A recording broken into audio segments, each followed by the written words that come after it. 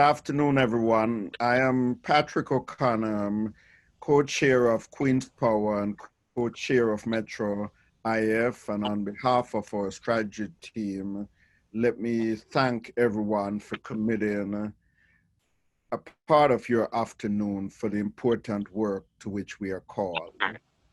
I'm going to invite us to stop for a moment and to think. Some people are praying people, some people are not. But if you are inspired by prayer or by ideas, we ask you for a minute to imagine what we could do together to influence our nation.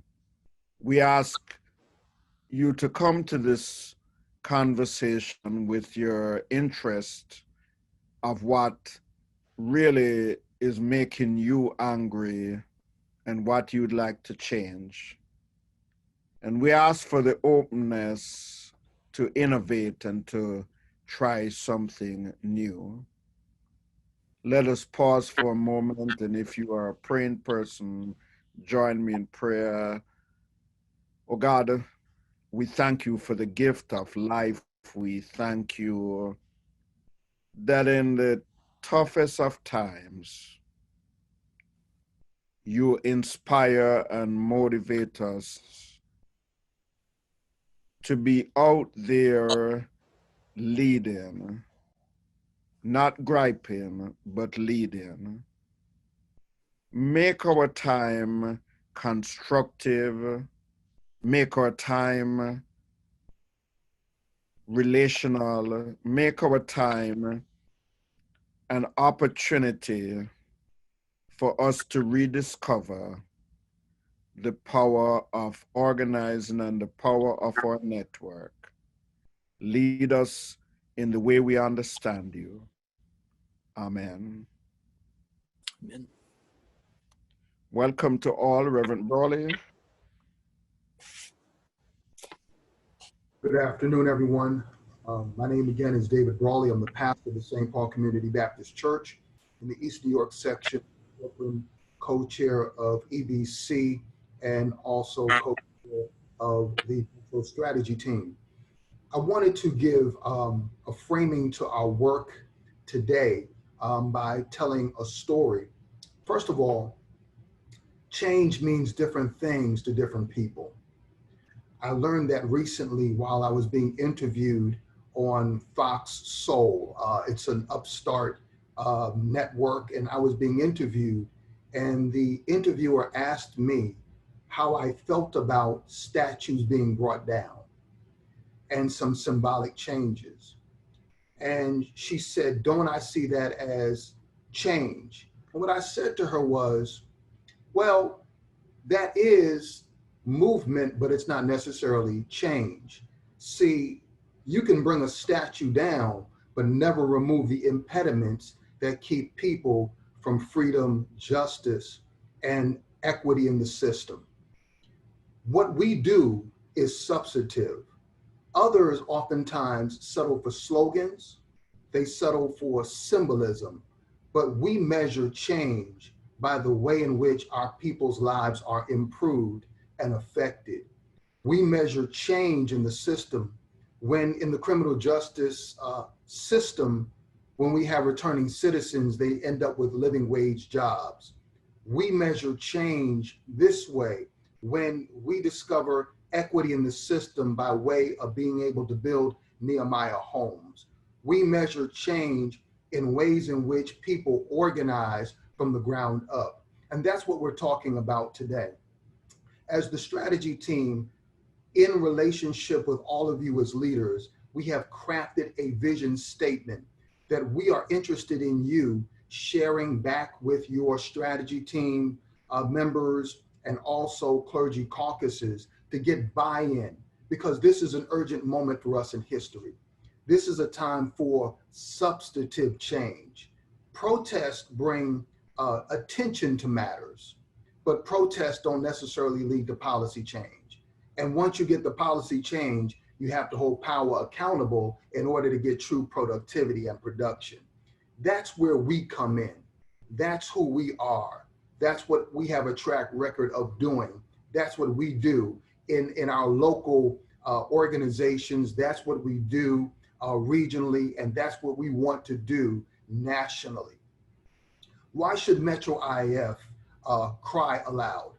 Why should Metro IAF seek to fill the breach? Why should we have a plan for America? Well, we have a track record locally. We have a track record of production regionally. And we believe that we have the voice and the people and the opportunity to fill this breach with true substance. We want to encourage you today to relate, to listen, to share, but be willing to take it back to your local organization. We want to do all things local, but at the same time with a purview of being national. Let me explain. We want to do something that is countercultural. In America today, everything is from the top down. But what we have a track record of doing is relating and building power from the bottom up. And we want to continue to develop and deepen those relationships with our district attorneys for criminal justice reform. We want to talk to AGs. We want to talk to governors. We want to talk to mayors. But most of all, we want to talk to each other. We want to talk to our people.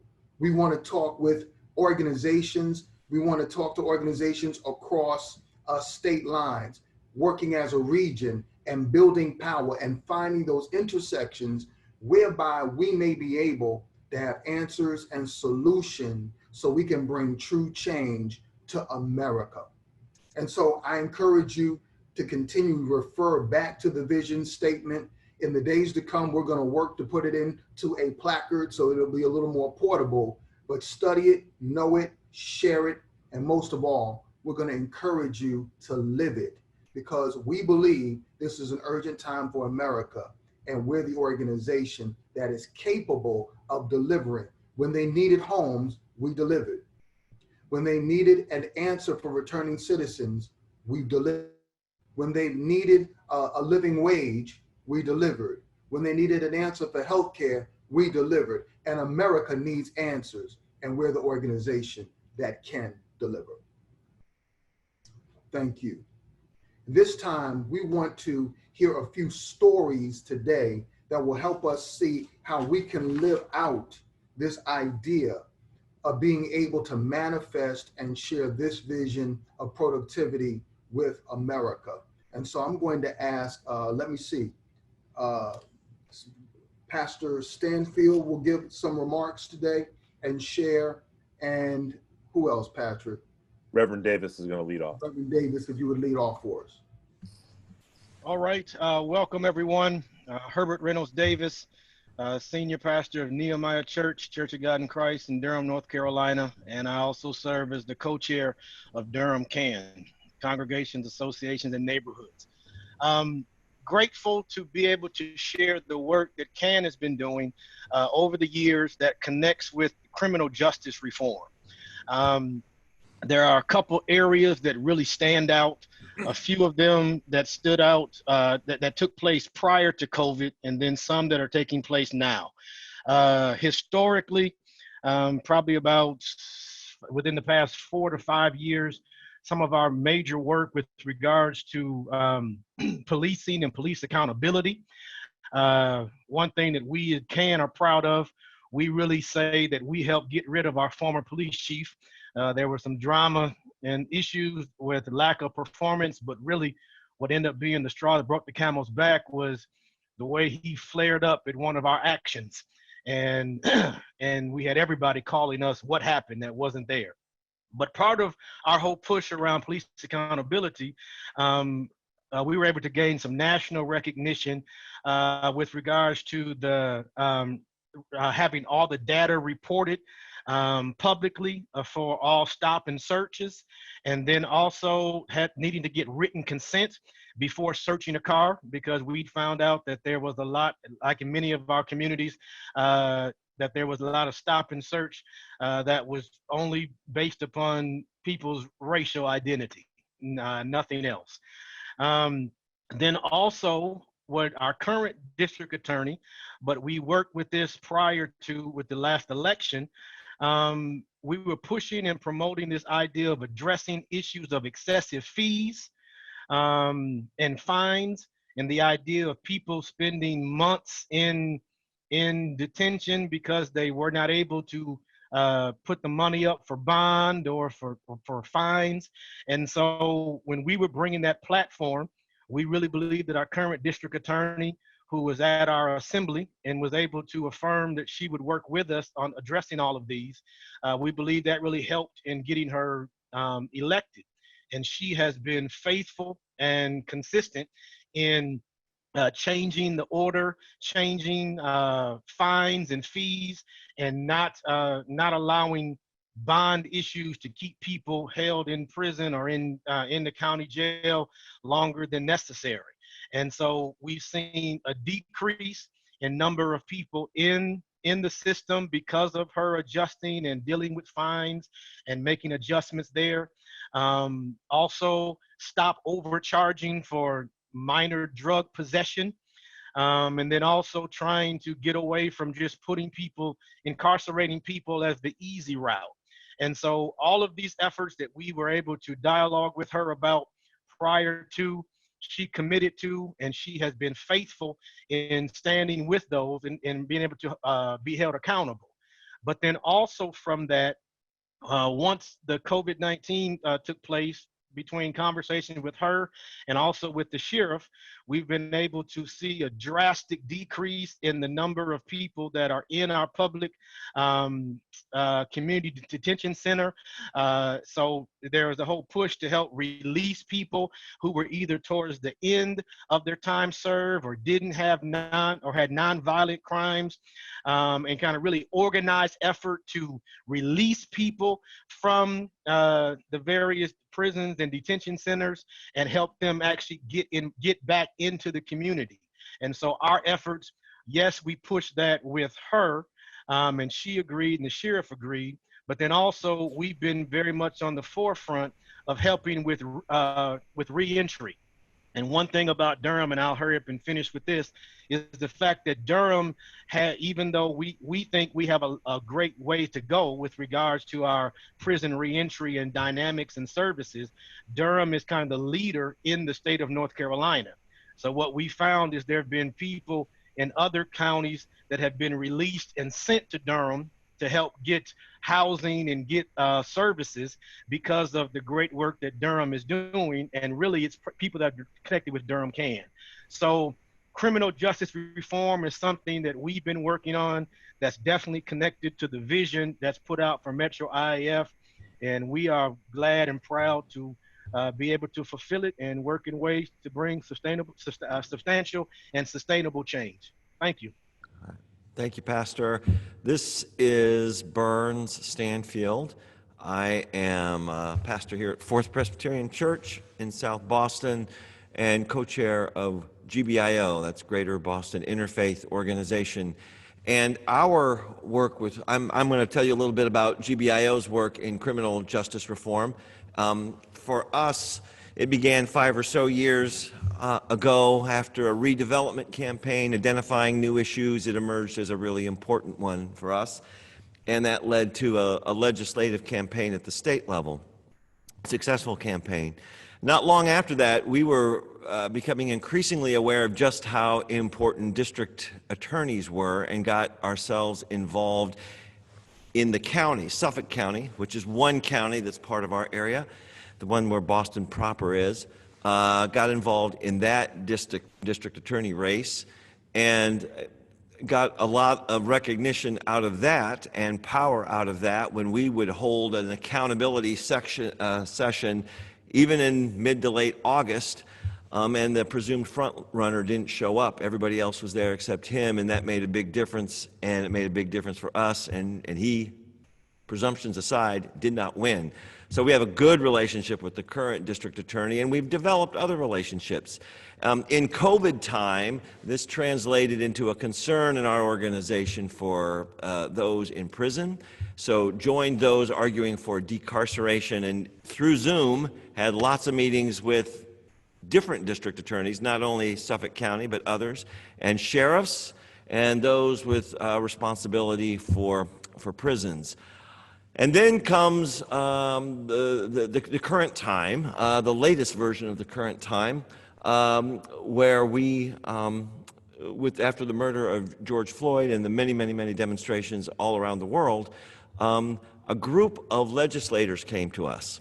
The Massachusetts Black and Latino Caucus at the State House level came and said they had some legislation that really hadn't gotten much attention. Maybe you could say it didn't get the time of day, that had to do with police reform.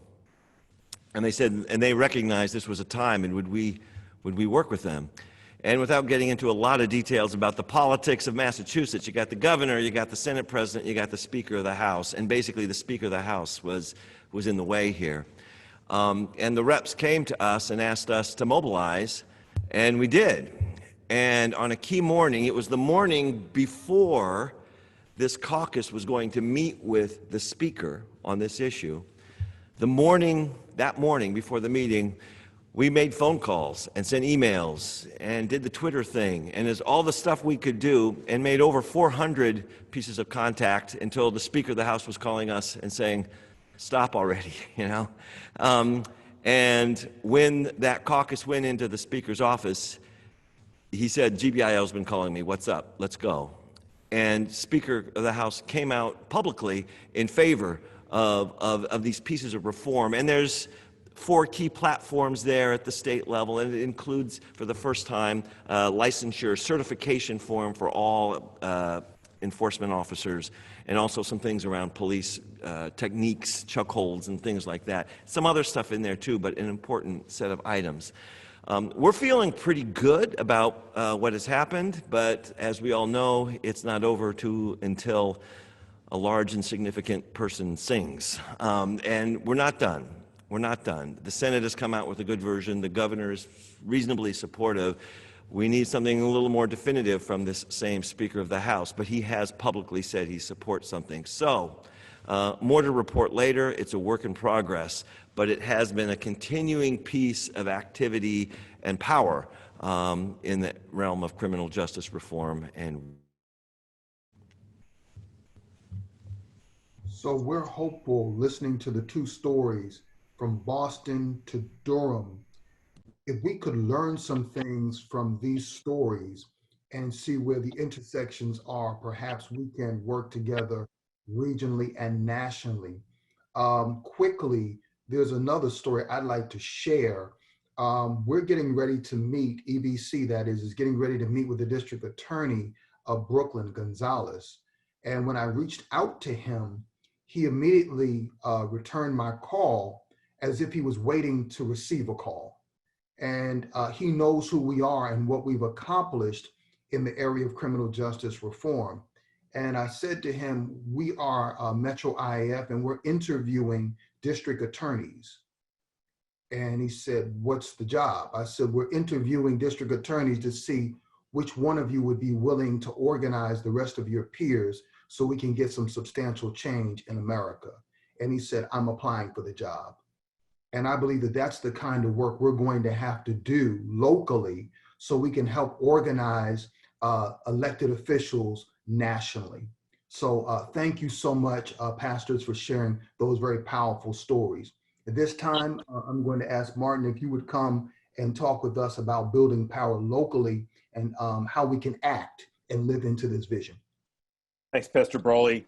Rob and I are going to sort of lay out very briefly how we think Metro IAF is positioned to lead on the themes that were laid out in the vision statement that the strategy team wrote and shared with all of you. And hopefully this will contribute to your own deliberations back home about how you can lead from the ground up to help achieve this vision.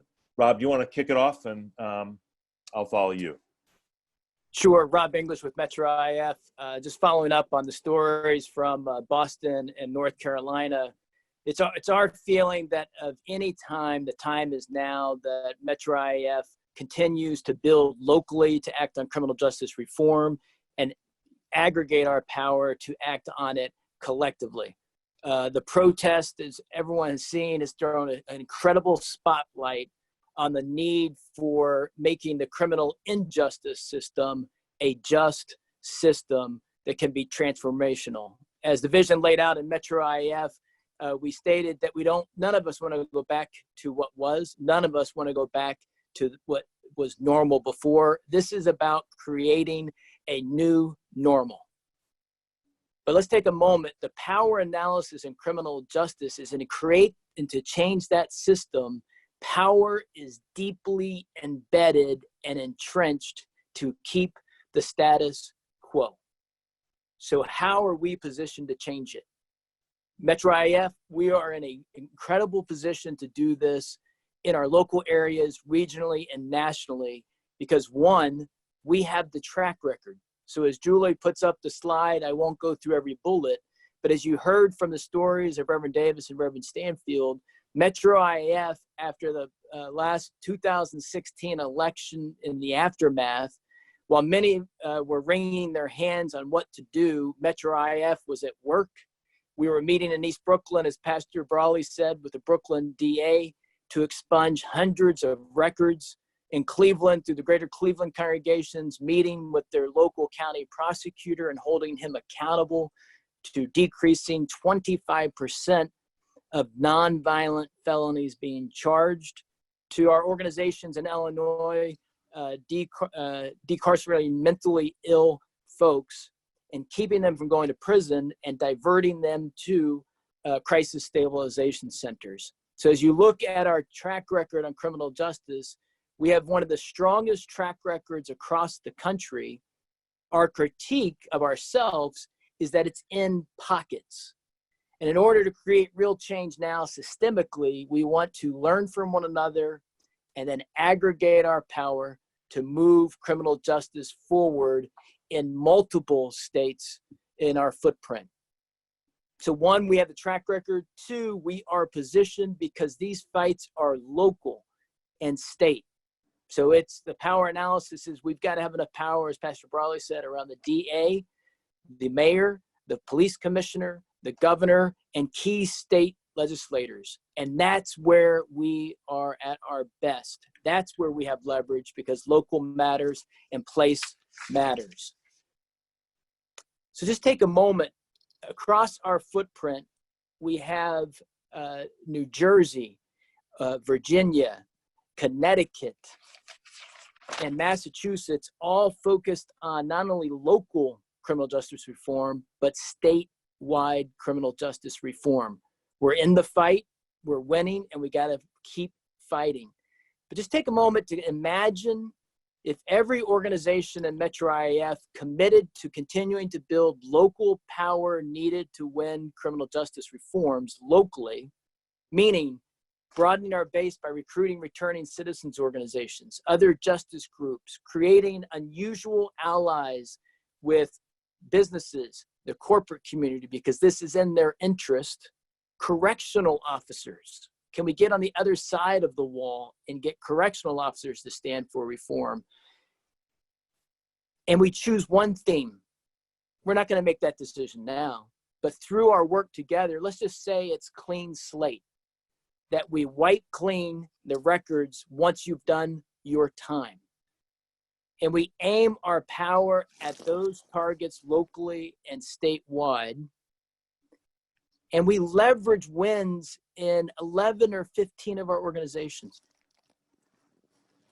So that in any area of our footprint, when people come out of prison, they can get a job, they can get an apartment, they can get a college loan because their record has been wiped clean. That would be creating enough power locally and aggregate our power across our footprint. That it's not about what was before, it wasn't what was normal before, but it's about a new normal. So we look forward to having a conversation around how can we work together to do just that. Public health strategies we'll announce later in the meeting and next steps, Martin. Okay, great. Thanks, Rob. Julie, if you could put up the next slide.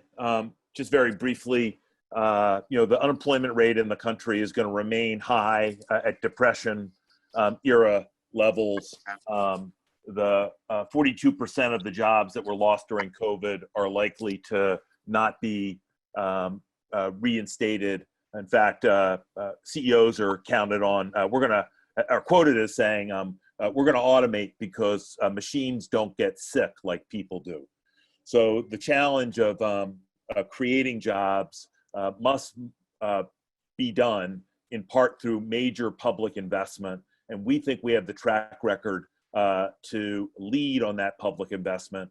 And that could start with the $1 trillion of public investment we've already organized to rebuild schools, recreation centers, water systems, as well as our ailing public housing around the country, which the forces that we battle want to privatize. Similarly, a solution to the equity and wealth gap in this country is home ownership for African Americans who have systematically been denied property ownership or been robbed of their property throughout our country's history. Can we imagine in Metro IAF building 100,000 Nehemiah homes on land that we already have in our sites, whether it's Reservation 13 in RFK Stadium in DC to 20 acres that we have of a former public housing site in Durham, North Carolina, to the 2,000 homes that we already have a plan for in the west and south side of Chicago. We've already created $2 billion of wealth through the 6,500 Nehemiah homes we've already built.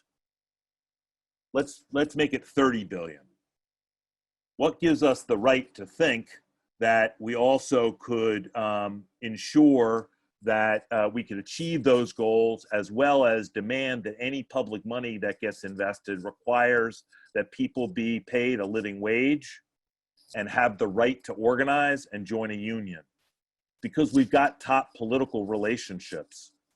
Senator Schumer, Senator Warren, Senator Brown from Ohio, that if the Senate goes one way in November, will become the head of the banking committee, to important moderate Republican relationships in Senator Rob Portman and Senators Baker and Hogan, Governors Hogan and Baker in Maryland and Massachusetts.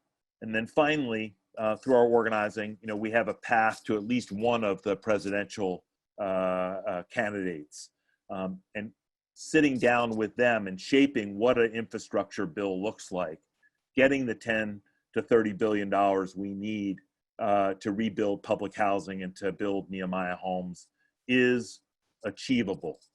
The goal for us is that we have to act collectively and organize from the bottom up, so that David Price, who chairs the Appropriations Committee and is from North Carolina in the House over housing, actually makes the investments that are required, and that the head of the tax writing committee in the House, Representative Neal from Western Massachusetts, also invests public dollars in the way that we think that they should be invested. So it's our track record and the power that we've organized from the bottom up and the relationships that we have that make, in our minds as a strategy team and the co-lead organizers of Metro IAF, believe that this is possible with your full participation and leadership. So now I think we want to turn to the small groups, where we're going to, and Carol's going to lead us in that. Critical to us achieving this vision is, as Rob said, acting on criminal justice reform, given the political moment and the injustices we have in our country. As well, it is putting our shoulders to the plow and supporting the nonpartisan get out the vote work that our colleagues in Common Ground in Wisconsin and in One Wake and the North Carolina Congress of Latino Organizations are doing in North Carolina. Both states could decide the election for president and who controls the Senate. And we have a plan that you as Metro IAF leaders, even in the time of COVID, can help support that get out the vote work. Okay, Carol? Yes, thank you. Well, I just have to say that we've talked about the urgency that's facing the nation and our work, but I have to tell you that I'm so glad that we started meeting together 4 years ago, and that over this period of time that we knew that race and power were important, and we knew that criminal justice reform was going to be definitely necessary in our local jurisdictions as well as for the nation. And so now that we're getting more accustomed to coming together now a little differently, we're going to break up into our caucuses, and we'll do this 6 caucuses by area. And as you come together, we'd like you all to talk about a couple of things. First of all, check in and share briefly your reactions to the vision that you've heard and hopefully read ahead of time. What do you think about that? And then we'd like you to talk about what your organization is doing locally to build power that is connected to this vision. Finally, how can we imagine, even as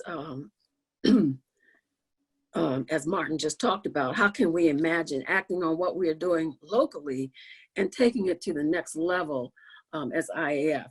And I'm going to ask you in each of your caucuses if you would ahead of time or at some point assign one person who will report back when we rejoin each other. So those are the questions that we'd like you to think about. Thank you.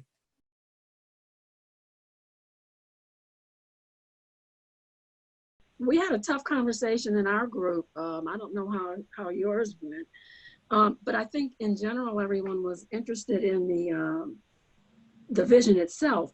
And so coming back as you share out from each group, we're going to ask you if you would comment on a couple of questions. One is if you would be willing to take back to your strategy team and clergy caucus, if you have one, take that vision back and for discussion on your local priorities and actions. And then secondly, would your organization participate in a criminal justice reform and public learning series in late July and August? I think we have some learning to do together that will highlight the key Metro IAF strategies and lessons that we all can learn together. And finally, will your organization send 5 to 7 of its leaders to get out the vote briefing on July 14th at 1:30? So if we can start with group 1, if you all can share out. I'm Jackie Berkowitz. I was agreed to be the report back. I'll take the real easy one first, and I'm pleased to say that group 1 was essentially Metro IAF from the New York City area, and Manhattan Together and East Bronx and South Bronx churches would sort of work collectively. EBC and Queens Power, each one of our groups says that yes, we have 5 to 7 leaders who take part on July 14th. Now, as the other things, everybody felt strongly about the vision and to take it back to the group. And of greatest concern really is reform to the criminal justice system, police accountability.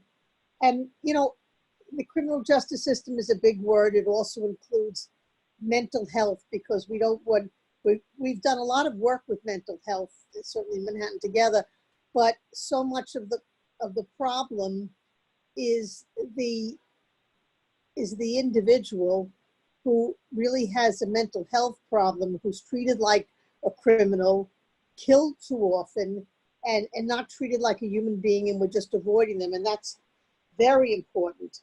Also, people want to feel that our criminal justice and education system should be intertwined, that we should work on these things. But as everyone said, at the bottom of it all is, how do we build the power? We have to expand our organizations. We have to reach out. We have to, if we're going to have true power and succeed at any of these things, we need to get new religious groups to join us, new groups to join us, and each group has to make a stronger commitment so that we work together, because we want accountability from them. They're going to say, who are you? And we want to say that we are here. We represent a very broad base of our community in our city, and you have to listen to us because we will demand it. So there was a very strong feeling about it. We have to recruit new members. We need more organizing. And also at the same time, we can't forget that there are people, particularly people in some of our minority groups, that are worried about the rising violence that we've had recently. And they're the ones, you know, unfortunately, they get hit at both ends. They get hit as the potential defendants who never treated with any dignity or as human beings. And they also suffer from the lack of police positive presence in their community with the increased violence. And So, I'm sorry to interrupt you, but we do have to move okay, on. I guess I'm But finished. we appreciate your report. Okay, thanks. If we can move to group 2. Thank you. Carol, is group 2 us? Yes. I think so. I'll be really brief. So we didn't come back with really concrete answers to the commitment areas, except I think there is a sense that people are going to go back to their strategy teams and talk about what it means to take local action and scale it up toward regional and even national action. What we didn't really get to is how we're going to achieve that and what communication mechanisms we're going to use among one another, particularly in Maryland IAF, to ensure that there's a there in terms of our relationship to each other as a region-wide group of leaders. We had a lot of conversation about what the self-interest is, particularly of our governor in the state of Maryland, and what it takes to have the kind of cross-jurisdictional power that moves the self-interest of the governor at all. Because so long as we're operating in individual pockets, we really don't have like an honest power analysis. Is that while GBIO may be able to move Massachusetts state politics, aim alone or build alone, cannot move Maryland politics in the way that they need to move this. Thank you, Nancy. Group 3. I thought we had a really productive conversation. We were Ohio and Illinois around relating to one another when we get stuck. You know, we're in Illinois, we're trying to rethink how we relate to Governor Pritzker. We've met with him twice, and then we've got a Republican governor in Ohio. How might we think about the two governors relating, or our role in pushing, modeling two different parties in a very divided country, relating and acting together.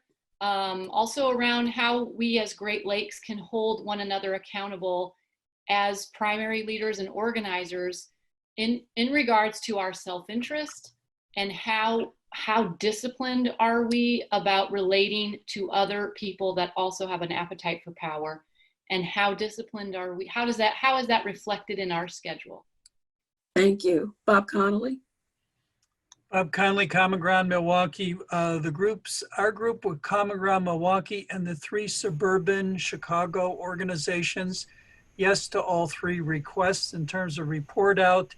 And I would say the most interesting commonality for potential national action had to do around public health, broadly defined to include mental health and supportive, affordable housing. Thank you, Bob. Reverend Burns. Yeah, Group 5, Connecticut and GBIO, Boston. Yes to the asks, and a lot of resonance with Get Out the Vote, as people in blue states are eager to have more of an impact on the national election. And I would just report, thinking more locally, in both Connecticut and Massachusetts, we have these key political figures, a governor in Connecticut, a Speaker of the House in Massachusetts, and a lot of thought on what kind of power it takes to move them or to remove them. Reverend Brawley. Yes, in our group, we did have consensus that everybody agreed with the mission statement, vision statement for the organization. There was a lot of reaction to criminal justice reform. One thing that did come up as an inclusion, a possible inclusion, is that we need to think about corporate targets and how we can talk about equity in the system, not just in terms of criminal justice, but also corporate targets as well.